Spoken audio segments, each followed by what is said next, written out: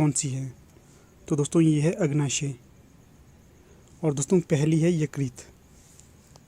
अगला प्रश्न है पत्थरी सामान्यतः बनी होती है। तो दोस्तों ये बनी होती है कैल्शियम ऑक्सलेट क्रिस्टल की, ऑप्शन सी। अगला प्रश्न है न्यूमोनिया मानव शरीर के कौन से अंग को प्रभावित करता है? तो दोस्तों ये करता है फेफड़े को, ऑप्शन बी। अगला है डॉली वाज क्लोन्ड। तो दोस्तों डॉली थी एक भेड़ जो 1996 में अस्तित्व में आई थी। अगला है 1960 में पूर्व महासू जिले की किस तहसील से किन्नौर पृथक हुआ था? तो दोस्तों ये हुआ था चीनी से, ऑप्शन ए। अगला प्रश्न है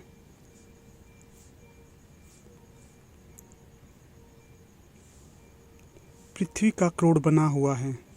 तो दोस्तों ये बना है निकल और आयरन से, ऑप्शन सी।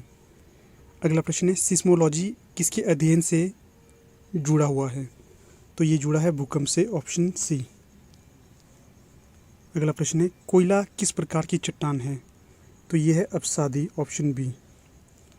अगला है इनमें से कौन सी हरित गृह गैस है? तो दोस्तों कार्बन डाइऑक्साइड, मीथेन, क्लोरोफ्लोरोकार्बन, ये सभी हैं, ऑप्शन डी बिल्कुल सही है।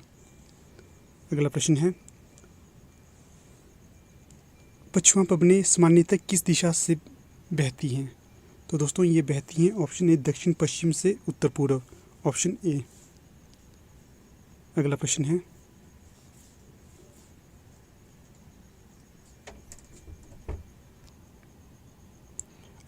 है सेरिंगापट्टम में आज़ादी का वृक्ष किसने लगाया था? तो इसका सही जवाब होगा ऑप्शन सी, टीपू सुल्तान ने। अगला प्रश्न होगा भारत के प्रथम गवर्नर जनरल थे। तो दोस्तों ये थे Lord William Bentinck, option D. अगला प्रश्न है विवेकानंद का मूल नाम था? तो ये था नरेंद्र नाथ दत्त, ऑप्शन सी। अगला प्रश्न है भारतीय राष्ट्रीय कांग्रेस के प्रथम मुस्लिम अध्यक्ष कौन थे? तो ये थे ऑप्शन डी बदरुद्दीन तैयब। अगला प्रश्न है गांधी इरविन समझौता कब हुआ था? तो ये हुआ था 1931 में, ऑप्शन बी। अगला प्रश्न है 1921 में हड़प्पा की खोज किसने की थी? तो ये की थी ऑप्शन ए, दयाराम साहनी ने। अगला प्रश्न है आर्यन शब्द का शब्दांशतः अर्थ है? तो दोस्तों इसका अर्थ होगा ऑप्शन सी, जन्म से उच्च। आर्यन शब्द का अर्थ होता है जन्म से उच्च, ऑप्शन सी बिल्कुल सही है। अगला प्रश्न है सरस्वती नदी का ऋग्वैदिक नाम है? तो ये है ऑप्शन बी, नदी तारा। अगला प्रश्न है कौन सा शासक गौतम बुद्ध का समकालीन था? तो दोस्तों ये था बिंबिसार, ऑप्शन डी। अगला प्रश्न है बुद्ध के उपदेशों का संग्रह निम्न में से किसमें किया गया है? ये किया गया सूत पिटक, ऑप्शन बी। अगला प्रश्न है अशोक का शासन का सिद्धांत तथा धर्म की नीति किस लेख में अंकित है? तो ये है बृहत शिलालेख, ऑप्शन ए। अगला है पल्लवों की राजधानी थी? ये थी कांची में, ऑप्शन ए।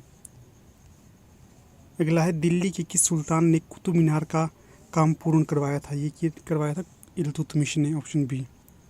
अगला है निकोलो कॉन्टी एक प्रवासी किस देश का था? ये था इटली का, ऑप्शन ए। अगला है तुजु के बाबरी किसने लिखी है?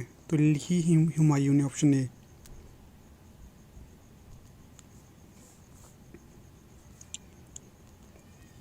अगला प्रश्न है झवेरी बहनें किस शास्त्रीय नीति से संबंधित हैं? तो दोस्तों ये है मणिपुरी से, ऑप्शन डी।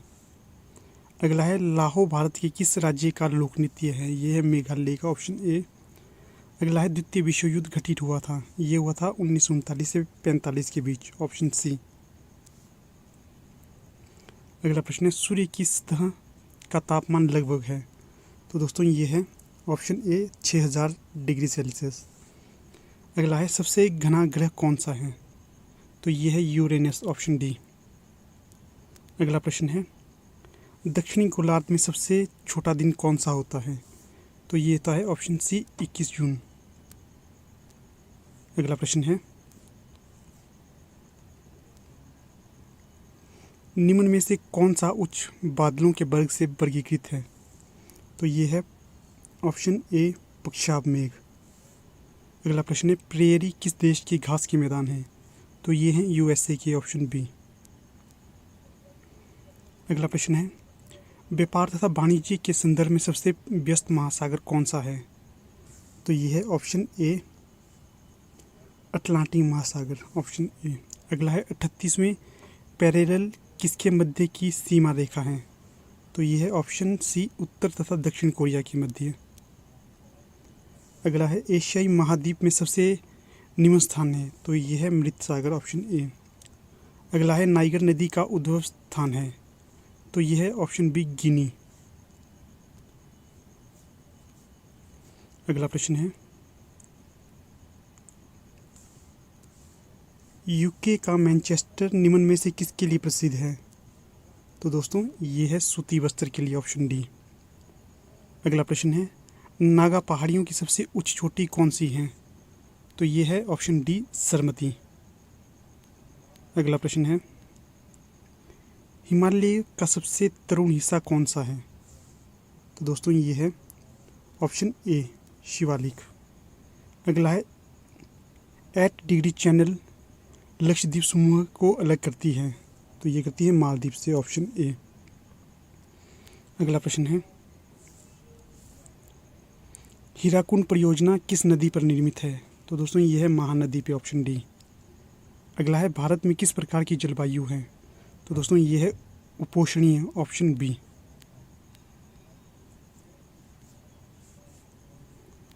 अगला प्रश्न है, नूनमती तेल परिशोधनशाला भारत के किस राज्य में स्थित है? तो ये है असम में, ऑप्शन सी। अगला है, भारत की सर्वप्रथम इलेक्ट्रिक ट्रेन थी? तो ये थी ऑप्शन सी डेक्कन क्वीन।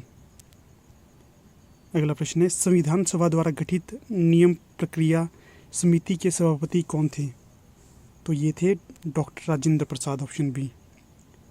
अगला है, भारतीय संविधान के आमुख में स्वतंत्रता, समानता तथा भाईचारा के आदर्श किस देश के संविधान से लिए गए हैं? तो ये लिए गए फ्रांस से, ऑप्शन ए। अगला प्रश्न है, भारतीय संविधान का कौन सा भाग यूपीएससी तथा राज्य लोक सेवा आयोग से संबंधित है? ये है ऑप्शन डी। अगला प्रश्न है, भारतीय संविधान की कौन सी अनुसूची दल बदल निषेध कानून से संबंधित है? तो ये है ऑप्शन सी 10वीं। अगला है, गोवा किस वर्ष अस्तित्व में आया? यह है 1987 में, ऑप्शन ए। अगला है, एक विदेशी भारत में कितने वर्षों तक निवास करे तो उसे भारतीय नागरिकता प्राप्त हो सकती है? तो यह है 12 वर्ष, ऑप्शन सी। अगला है, कौन सी याचिका अवैध निरोध से संबंधित है? तो यह है ऑप्शन ए बंदी प्रत्यक्षीकरण। अगला है, भारतीय संविधान का कौन सा अनुच्छेद कार्यपालिका से न्यायपालिका को पृथक करता है? तो यह अनुच्छेद 50। अगला है, भारतीय संविधान में निर्दिष्ट मूलभूत कर्तव्यों की कुल संख्या है? Option B 11। अगला प्रश्न है, भारत का सबसे युवा राष्ट्रपति कौन था? तो ये थे option A N Sanjiva Reddy.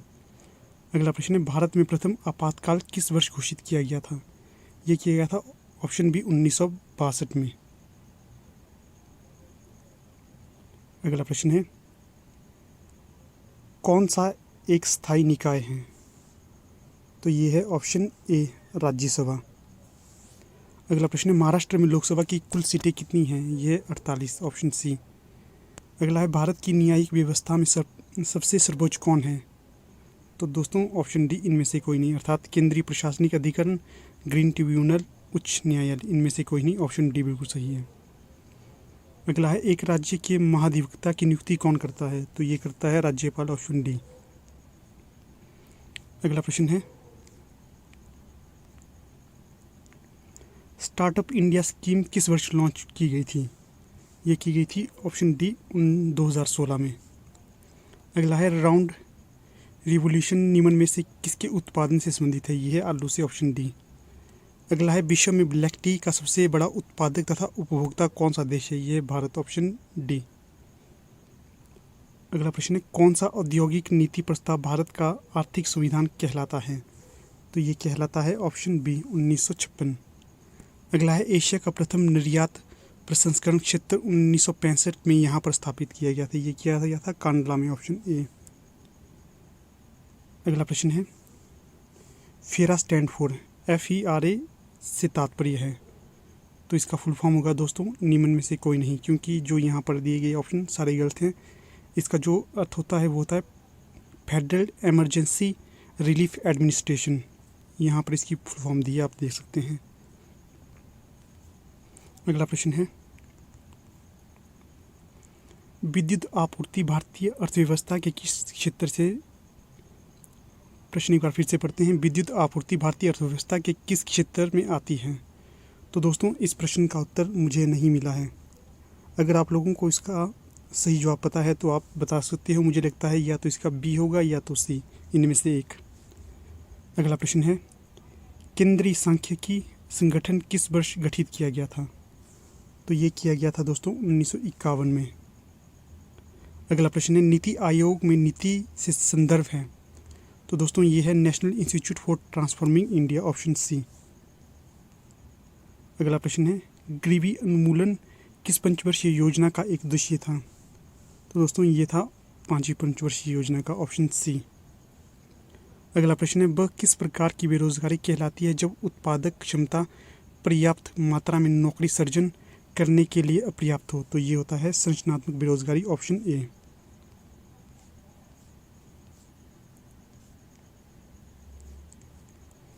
अगला प्रश्न है, किस आयोग की अनुशंसा पर RBI का गठन हुआ था? तो ये हुआ था हिल्टन यंग आयोग, ऑप्शन ए। अगला प्रश्न है, वह दर जिस पर RBI वाणिज्यिक बैंकों को वित्त प्रदान करती है कहलाती है? यह है रेपो रेट, ऑप्शन ए।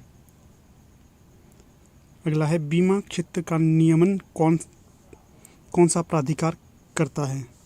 तो ये करता है ऑप्शन सी, IRDAI। अगला है, किसे कागजी स्वर्ण भी कहते हैं? तो ये है ऑप्शन सी, विशेष आहरण अधिकार। अगला प्रश्न है, ऊर्जा का SI मात्रक है? तो ये है जूल, ऑप्शन सी।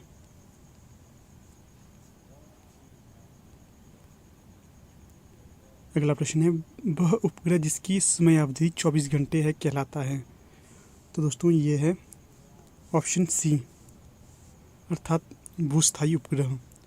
अगला है, कौन सा प्रशस्त दृश्य दर्पण के तौर पर प्रयुक्त होता है? तो ये है उत्तल दर्पण, ऑप्शन बी। अगला प्रश्न है, रेडियोधर्मिता की परिघटना किसने खोजी? तो ये खोजी थी ऑप्शन सी, हेनरी विकवेरल ने। अगला प्रश्न है, वनस्पति तेल से घी उत्पादन के लिए कौन सा उत्प्रेरक प्रयुक्त होता है? तो ये होता है निकेल, ऑप्शन डी। अगला प्रश्न है, साधारण नमक है? तो यह है सोडियम क्लोराइड, ऑप्शन ए। अगला प्रश्न है, मनुष्य द्वारा उपयोग में लाई गई प्रथम धातु? तो ये थी तांबा, ऑप्शन ए। अगला है, सोल्डर किसकी मिश्र धातु है? ये सीसा तथा टीन की, ऑप्शन सी। अगला प्रश्न है, CNG में मुख्य रूप से होता है मीथेन, ऑप्शन सी। अगला है, ग्रेफाइट यह भी कहलाता है? तो ग्रेफाइट काला सीसा भी कहलाता है, ऑप्शन बी। अगला प्रश्न है, साबुन होते हैं? तो दोस्तों साबुन होते हैं ऑप्शन ए, उच्च बसीय अम्लों के सोडियम तथा पोटेशियम लवण। ये बिल्कुल सही जवाब है। अगला प्रश्न है,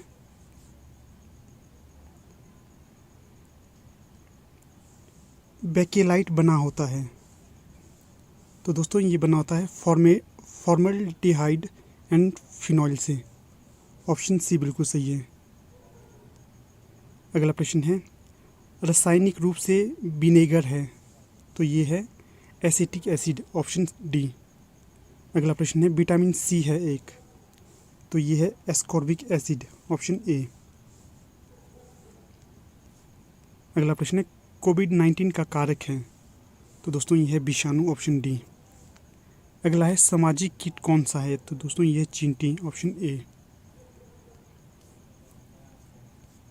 तो दोस्तों यहाँ पर हमारी पार्ट 2 की वीडियो का समापन हो जाता है।